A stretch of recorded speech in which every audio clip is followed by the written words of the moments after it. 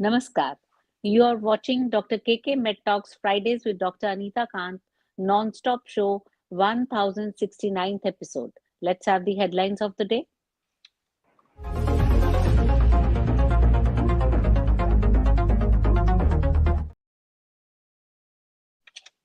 Heart disease emerges as leading cause of death among women in India, responsible for about 18% of all females dying. World Health Federation reports women experience more severe first heart attacks, leading to higher mortality rates. Study finds women face greater cardiovascular risk following a depression diagnosis compared to men. Pregnancy and hormonal changes contribute to women's elevated risk of heart disease and impact on the life expectancy. New research shows that blood levels of two types of fat and C reactive protein can predict women's risk of cardiovascular disease. So let's go to the topic of the day.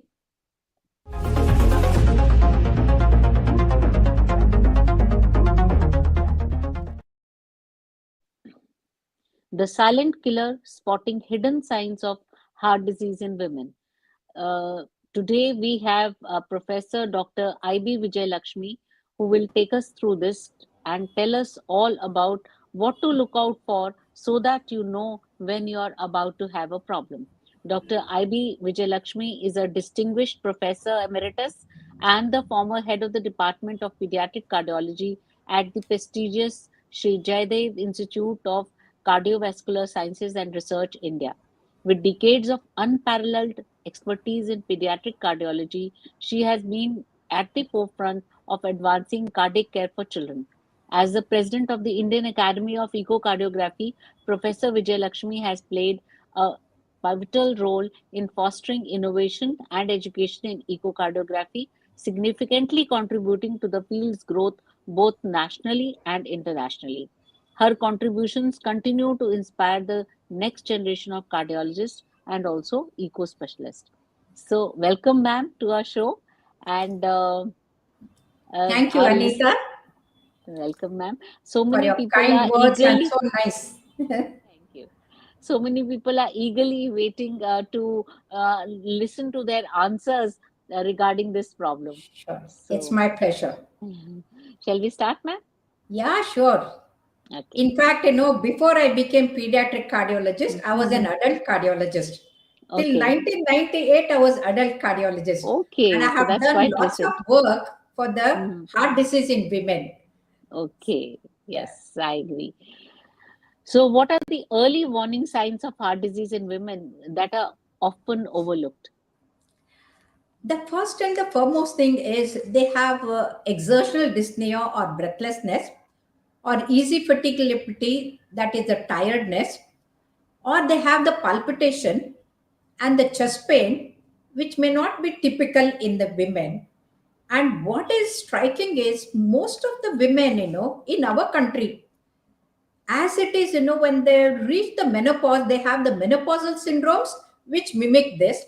And even when they're young, because of the heavy bleeding and menorrhagia, they can have anemia, and anemia also can have the similar symptoms. And that is the reason the whole symptoms are masquerades, and then people, even the patient as well as the treating physician or a clinician may not distinguish between the two.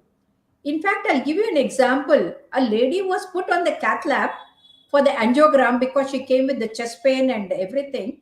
And I looked at her tongue and then the conjunctiva. And we are old timers. I knew it was less than 2 grams or 3 grams. And then I said, no angio, and got the hemoglobin done. It was 3 grams. And this is what happens, the normal coronaries and anemia can mimic everything. So in women, especially, when they have the hormonal imbalance and other things, and there's lots of mental stress, and there's a psychological chest pain, and all that can, make them worse. And in fact, Framingham study, in the past, they decided that the women don't have the heart disease and their chest pain is due to the depression. And that's how most of the people thought like that. And I was the first one to do the Jimmy study, that is Jaydeva Institute myocardial infarction study. And to my utter disbelief, And I realized that women below the age of 40, 1 is to 7, that means one woman to 7 men, and above the 40, it was 2 is to 8, and then beyond 60, after menopause, they were almost neck to neck. And that's how we know in women we have to be extra careful, and mortality is much more compared to the men. And that's how we have to be very careful with the women. And I had written an article and published in the journal, Change the Gender Bias. The gender bias is not good. Treat a woman as much as a man when she comes with the chest pain. And the same Yes. investigations must be done to rule out the condition. Yes, I agree with you totally. And another thing that I want to add is that women usually, at least in North India, ma'am, the Mm. women usually are quite obese. You know, the middle of the body obesity is there. And because of this pear-shaped obesity, they tend to have more of breathlessness, which is usually, and they are unable to walk for long distances. So that is usually mixed up and they don't land up with the doctor in time. Yeah. So, Anita, this is a very, very important question because obesity is mother of five deadly diseases: diabetes, high blood pressure, high cholesterol, heart attack, and Alzheimer's disease. And especially after the corona, not only in the North India, even in South India, the obesity in women has increased by 30%. In Bangalore itself, it is 30%. And even the children, they are becoming obese. See, gone are the days when the women used to become little obese during the menarche and during the delivery, and then after the menopause. Those were the three stages where they used to become obese. But now they are obese even before the marriage. And that is the very worrying point, that each one of us should advise our patients when they are obese. Even when they are children, we have to see that their obesity comes down. And especially the truncal obesity is to be worried. And whatever it is, obesity is not good. As I told, it's a mother of five deadly diseases. And the women, especially those who are having the sedentary habit, they should be taught to reduce the weight. And our own ancient method of upasa, no, the Ekadashi upasa and Saturday upasa and all that, will naturally bring down. And they must continue to do the yoga, the dhyana, and also Surya Namaskara. And that is the way to bring down their obesity. right, very rightly said. So, why are the symptoms of heart disease in women sometimes different from those in men? In fact, the symptoms are same, but the manifestation and the way the women express may be different from the men. Like, men may say, oh, I have the chest pain. The women will say, no, I have a heaviness in the chest. It is something, kuch bhi bhari pad gaya hai. It's a choking. I'm not able to, they are not able to express. And apart from that, they may have more of belching and, the burning sensation in the retrosternal region. And all this, they will mistake it for the gastritis or Gas. the peptic ulcer, and then they neglect. Oh, my samosa zyada kha liya, spices le liya, they attribute to that, and they try to neglect themselves. And in the same thing, they'll misguide the doctors also. And that's why history taking is extremely important, especially in the women. Of course, for everyone the history is very important, and especially in the women it has to be distinguished, and history alone can distinguish between the two. Right. So, can how can fatigue be an indicator of heart disease in women? Because usually women do feel tired at the end of the day. Sometimes during working in the house only, they feel very tired. So, can that also be an indicator? No, see, what happens is, I'm 74 years and I don't feel tired. You I don't never look feel it. tired. No, no, I don't feel tired. If you are have the positive attitude, and if you are smiling and happy all the time, you don't feel tired. When do you feel tired? When you get irritated, when you get angry, or when you get agitated, depressive. And those are the times, women who feel tired. or when they have anemia, or when they have some other disease like diabetes, where the uncontrolled diabetes, blood sugars are very high, they will feel tired. But otherwise, one should never feel tired, however hard work that you do, in fact, the harder you work, the harder you what to say, like exercise, you should become more happy and more energetic, because the dopamine and the feel good hormones are released from the brain when you exercise and do the work. So work never kills the person, it is getting worked up. So you should Yes. not, one should not get worked up, and if they get worked up, they get tiredness. And especially if they start getting angry and irritable, what happens is the fight or flight hormones are released from the brain, especially when they have the temper and get angry and fight with somebody. And many a times, they take away their frustration on someone else, either on the children or husband or the neighbor or anybody. And when they get angry, the catecholamines and cortisols are released 400 times more. 400 times. And these catecholamines, they are called as fight or flight hormones. That is, fight with the challenge or the situation. Flight means run away from that. For both, this is required. And at that time, what happens is the coronary spasm occurs. Because of the catecholamines, they have a bad effect on the heart. The coronary is going to spasm, blood supply to the heart comes down, and as a result, when they get angry, the BP rises, their heart rate goes up, and then work on the heart is more when the blood supply is less. And that's how we know the demand supply mismatch occurs, and then they start feeling tired. So you ask them, how are you? Oh, I'm just fed up. Oh, it's enough. But that will never happen if you are happy. Yes. So, shortness of breath you talked about happens quite frequently in anemic women. So, without chest pain, can it be a sign of heart problem in women? Yes, definitely. See, what happens, it is not only the coronary artery disease, there are other conditions. Like, for example, if a woman has got a mass or a myxoma in the heart, and every time it is blocking the mitral valve, hardly blood is flowing. The cardiac output will not be there.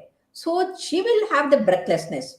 And if they have the pericardial effusion or pericarditis or chronic pericarditis, the cardiac output cannot be adequate. So this easy fatigability indicate that the cardiac output is less.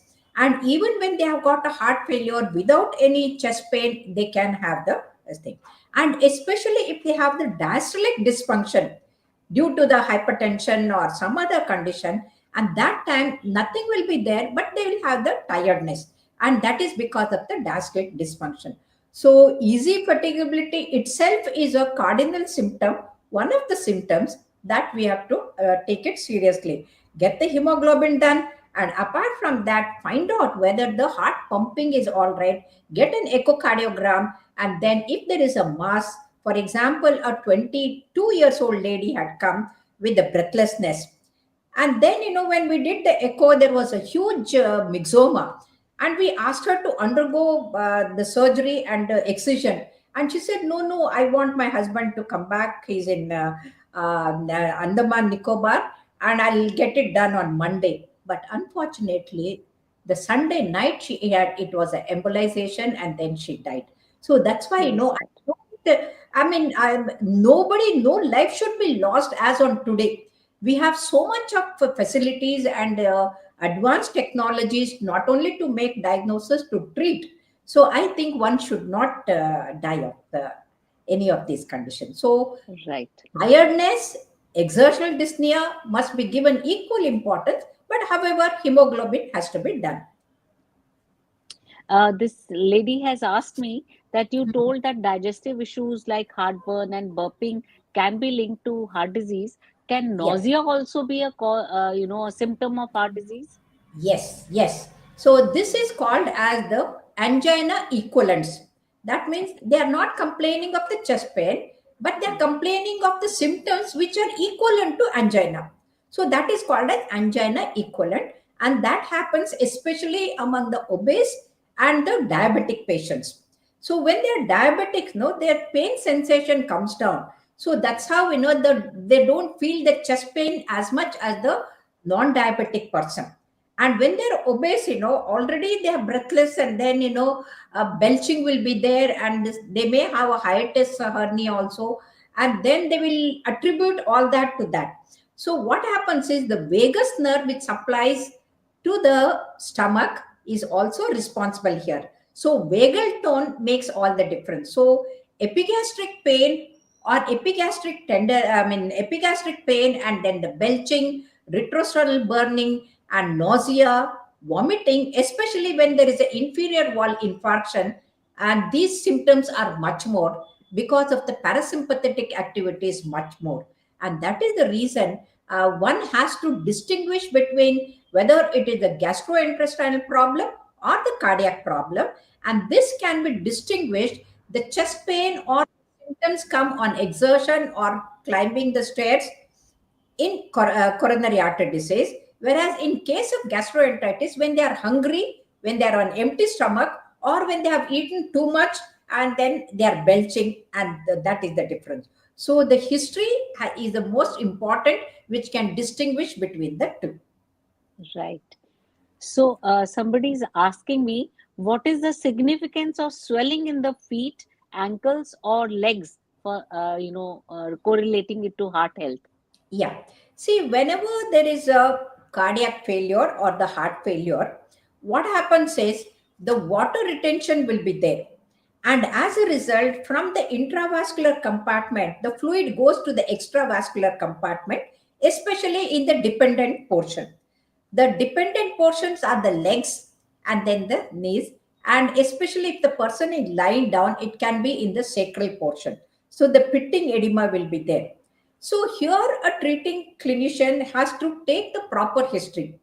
If it is the renal cause, they'll have the puffiness and the periorbital edema, and that puffiness is more in the morning.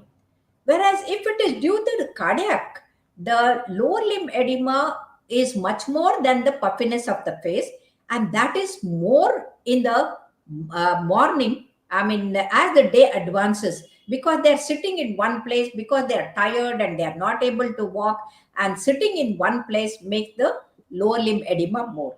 So, edema in the lower limb, that to the pitting edema, indicates that they are in the advanced stage of heart failure, and then they require immediate attention. But however, the edema can occur when somebody is traveling for a long distance in a bus and they sit in for a long time. The edema can occur. So that doesn't mean that it is a cardiac problem. So that is because of the sitting in one place. And many a times some people have the varicose veins, especially the obese women, and they can also have edema, but it will be more in one limb compared to the other limb where the varicose veins are more. So that's how we know proper history, and then examining the person is very important. And just because there is an edema, one should not think that it is due to the heart. Or when there is a edema, don't neglect it either. Immediately bring the lady to the hospital, get an echocardiogram, find out how much is the ejection fraction, whether she is in a failure, the pulse rate, blood pressure, diabetes, all things have to be investigated, so that whether the kidney problem is there, all that can be done. And apart from that, nowadays the cirrhosis of liver also is there, Yes. and they also can have ascites as well as the lower limb edema. And to tell you a strange thing, a person, they thought he had what to say, the heart failure, and then a very VIP person, a literary person, a very important person. The whole hospital was there to welcome, and then my director asked me to make the diagnosis. And the moment I looked at his chest, while or before auscultating and palpating, I saw the spider nevi, and I knew it is the alcoholic cirrhosis, and investigated. It is that. So everybody Mhm. was shocked when there is a edema. Why is she making alcoholic cirrhosis? See, this is how clinical acumen is very important, and we have to distinguish. And nowadays, women are also taking alcohol, Yes. so we should not miss that. It is very, very important. And don't think that it is the prerogative of the men to have the diseases. Now women are also what to say, they are succumbing to the bad habits. Yes. And in North India, fatty liver is a real problem Yes, these yes, days. yes, Yes. yes, So, can unexplained sweating or cold sweats, like normally postmenopausal women do have, can yes. that be a signal of a heart problem also? Yes. See, the hot flushes are more common with the menopausal. Whereas here, the body becomes cold, especially when the heart attack occurs. Apart from the chest pain, the other thing is they have the profuse sweating. And that profuse sweating can also occur when the patient is diabetic and goes into hypoglycemia. So now, whether because obesity, walking, they're sweating, or because of the chest pain, they're sweating, or because of the hypoglycemia, the diabetes, I mean, because of hypoglycemia, they're sweating, that has to be distinguished. Otherwise, we miss the whole diagnosis. So, for example, I give you the previous day, I had given fitness for the patient for the surgery. And in the morning, 6 o'clock, I get a phone call from the nurse, bed number 6 is no more. And I literally ran to the ward, And then already they were saying in the name of the Father and the Son and the Holy Ghost, and they were ready to send her patient to the heaven. And the moment I went and saw it, she was cold and clammy, profuse sweating, and my impulse is to keep the fingers on the pulse. The pulse was bounding, auscultated, heart sounds were normal. Then I knew that sister has given insulin and the patient is nil oral because of surgery. So immediately I said, sister, get the hypotonic glucose, and we started pushing. And the patient got up and asked, doctor, why have you come so early for the rounds? And the father was ready to send to the heaven, they were whole family was shocked and they were happy. And this is how one has to have a clinical Yes. acumen. The profuse sweating can occur when there is a heart attack. It can occur when there is a hypoglycemia. And many times you must have seen, when I have traveled not once or twice, both in the train and in the flight, the patient has gone for hypoglycemia, and I have given them the chocolate and the sugar syrup and then made them recover. And the whole air hostess, they used to be so happy. They'll come and sit next to my me, and then can we give something for you? See, otherwise they don't bother. So this is the importance of Yes. making the correct Correct. diagnosis and treating in time. And apart from Exactly. that, in children especially, whenever they have the left-sided heart failure, the sweating on the forehead will be there. And that time, the mother will not know who's doing the breastfeeding, whether because she has put a pallu around the baby's thing and the hot weather, the baby is sweating, or the heart trouble. So, one thing, if they have palpitation and the precordial impulses are more and then sweating, it indication of a left-sided heart failure. Right. Um, Next question is also very interesting. What role does sleep disturbance like insomnia or sleep apnea play in the heart disease risk? Okay, here I will split this question into two parts. Okay. One is sleeplessness.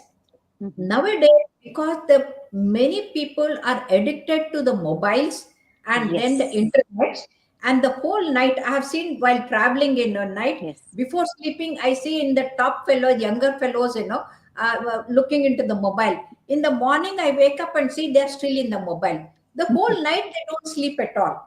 And now it has been shown that anyone who sleeps less than 3 hours per day, the heart attack is much more in them. And apart from that, when the sleep apnea occurs, that is the obstructive sleep apnea, so that can cause the heart trouble. And the heart trouble, when they have a heart attack, post heart attack, they can have the sleep apnea, and that prevents them from recovering completely. And especially when they are depressed and then worried, especially in the women. And if there is a sleep apnea is there, unless that is treated, they will not recover from the cardiac problem. And that's how genetically also it has been seen that lack of sleep as well as the sleep apnea, especially the obstructive type, they can have the stroke as well as the heart attack. Uh, Ma'am, you're so knowledgeable. I really want to ask you so much. Can irregular heartbeats or palpitations indicate underlying heart disease? Yes, of course. The palpitation or being aware of one's own heartbeats is one of the indication of the structural heart disease. But here, one has to ask the history. The treating doctor should know whether it is an irregular palpitation or regular palpitation, or whether it comes suddenly and regresses suddenly. So, irregular means because of the ectopic, they'll have once in a way like a thud when the pause is there, and then a big complex comes and they get a thud. And that is the because of the ectopics. So, these ectopics can degenerate into ventricular fibrillation, and then they can have a cardiac arrest. Not the heart attack, cardiac arrest. Because VT, VF degenerate into agonal rhythm and cardiac arrest asystole. So that can happen. Or it could be due to the conducting system problem. There is what to say WPW syndrome or some other long QT syndrome. They can have palpitation and then it can degenerate and then again they can die. But when they have a supraventricular tachycardia, suddenly palpitation occurs, tup, tup, tup, tup, tup, tup, tup, it is regular. And then, either due to something or when they wash the face or put the cold water and suddenly it stops. So that is due to the supraventricular tachycardia. So whether it is irregular, the atrial fibrillation with the irregular, what to say, the fast ventricular rate also can have the irregular palpitation. And that's why, it is very important to make out, because if it is supraventricular tachycardia, just an ablation, they'll be completely all right. If there is a atrial fibrillation, we have to find out whether they have a clot in the appendage, and then before defibrillating, we have to rule out other problems. And if there is extra beat, then we have to do the Holter monitor to find out how many extra beats are there, whether they are degenerating into VT and VF, and then that is a life threatening. One has to be very careful. So whether it is a simple or a difficult, all that has to be made out. Is there any correlation or a connection between migrainous headache and heart disease? Of course, it is. The migraine with the aura is associated more with the heart attack. And the heart attack patients also can get migraine because genetically also they are predisposed for both the conditions. And that's why, Hasanmukhi, Sadasuki people, they don't get the migraine. And those who are frowning all the time, as if the whole sky has fallen on their head, and apart from that, genetically also they are predisposed. So they have got this migraine. Have you ever got headache? Me? Yes. Whenever my specs number changes. Ah, that is one thing. Whereas, I have never had headache in my life. And I asked the people, do you Great. know why? Huh. I have no head. That's If you, awesome. no, if you worry too much just because you have a head, you don't have to worry. If you worry Yes, too much, then what happens? You go into depression, anxiety, and the headache occurs. And right. especially when you go to the sunlight and your pupils are constricted, you get the headache. So wear the cooling glass, be stylish, and then avoid getting the headache. So Right. migraine with the aura can cause heart attack. That is a very, very important thing. So, I'd also like to ask you, how does family history influence these subtle signs of heart disease in women? Now, this is very, very, very important because being a daughter, you may or may not inherit the property from your parents, Right. but you do inherit all the diseases. Yes. So there is no difference between daughter and the son. They get the genetically whatever the parents had. If one parent had diabetes, 40% will them and have. If both the parents are diabetic, 100% children will have diabetes. Similarly, cholesterol, hypercholesterol, and even heart attack. In fact, you might have heard, in the family, some of them, they never even survived beyond 40, 45 years, Yes, yes, yes. Like Sanjeev Yes. Kumar. And my mother's father, brothers, sisters, all of them, I know they died very early in the sleep. So I took extra care for my mother and went on treating her hypertension, her diabetes, her everything. And I did the angiogram for her. And then, anyone coming home, she would tell, my son-in-law is such a good doctor. When I have the knee pain, he just gives me one tablet, and within half an hour, pain goes. And my daughter, for years together, she's giving me so much tablets, and my chest pain has not gone. So this is how we know Yes, yes, I this is can how I can relate to you. so she's not she's not aware that she's surviving even at the age of 75 because of the timely treatment. And this Yes, is what yes. happens, so we have to explain to the patients that what is the problem, what are the risk factors, how to modify them, and how to be healthy and happy, and that's how not only taking history and the proper diagnosis, precise diagnosis, and appropriate treatment, we can prolong their life. And what diagnostic tests would you recommend that women take up as a routine Yeah, I for? think if they have a family history, I have seen, where the brothers have had, and I used to investigate the sisters who used to come to see him also. That why that is important is most of the women, they think it is the heart attack is the domain of the men. But Mhm, today, what is happening is there is no difference between men and the women, mhm, because the same stress is there. They are also going outside and working, and then working at home, working outside, more than working, getting worked up, and then yelling, shouting, and everything. And women are also smoking. They are also drinking. They are also spending sleepless nights, and that's how they are also equal. So what I suggest is every birthday after 40 years, if they have the family history, they must get all the investigations: one ECG, one treadmill test, lipid profile, then sugar profile, and then the kidney profile and the thyroid profile. Because those who have had a hypothyroidism and hypercholesteremia, they tend to have the heart disease, the coronary artery disease. And that's how we know all these investigations must be done. And apart from that, echo also can be done. If there is a mass inside, or if there is something else, and that can be made out by the echo. And if there is a diastolic dysfunction or the systolic dysfunction, that also can be distinguished by the echocardiography. And if there is a hypertrophy of the ventricle, that also can be very precisely made out by the echocardiography. So a good echocardiogram, and that too, if there is a mitral valve prolapse, they can also come with the chest pain.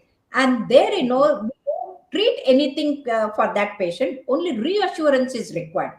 So the mitral valve prolapse causing palpitation or chest pain is not dangerous, and we can reassure the family members. But if there is a hypertrophic obstructive cardiomyopathy, which is also autosomal dominant, and there they can have suddenly hypertension and they fall dead. The sudden deaths are more common with the obstructive cardiomyopathy, and that can be made out very well by the echocardiography.